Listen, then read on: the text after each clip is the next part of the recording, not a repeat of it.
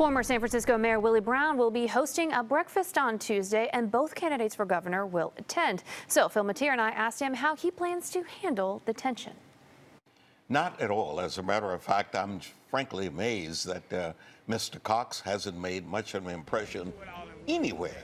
He doesn't even see if he has a campaign going. And Newsom's has got more money than sin. It's incredible. And his commercials are almost as if he is like the next coming of a TV star. It's really well done on Newsom's behalf. Well, the polls, though, show John Cox moving up, up, up. I mean, he's never overtaken Newsom. He's never even hit 50%, but he has closed a gap that started out in the 20-point range, and now it's down to single digits if you look at PPIC and other polls that we've done. But with all due respect, Melissa, the 20-point range is never a reality in any contest involving politics, because you've got a 27, 28% of the people, or Republicans, period.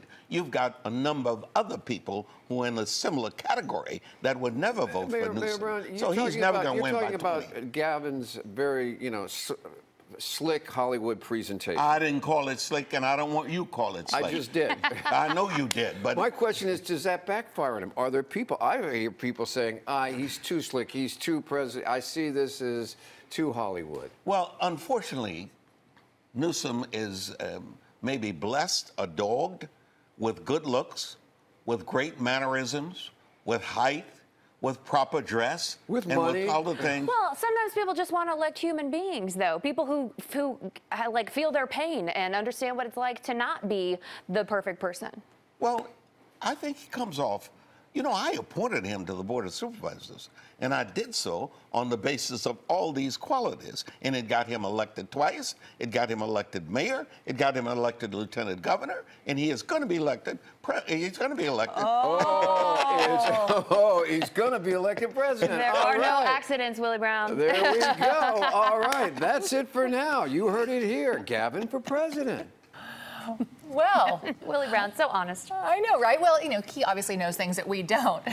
But do you think that this is sort of setting up his presidential run?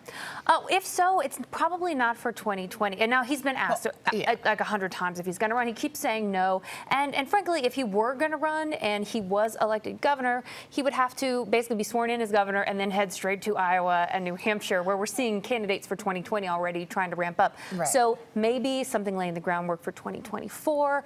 But, if he is going to run in 2020, we would probably know very quickly, because he'd have to jump right in and start working on that. So, but definitely, 2024, you never know. Well, immigration is expected to be a big issue driving people to the polls nationwide on October 6th.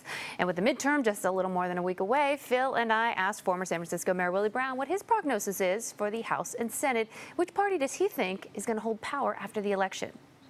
Well, I think that the Republicans hold the Senate. The Democrats can win the House. I don't guarantee. Only California seems to be the fertile ground for continuous optimism for winning the House.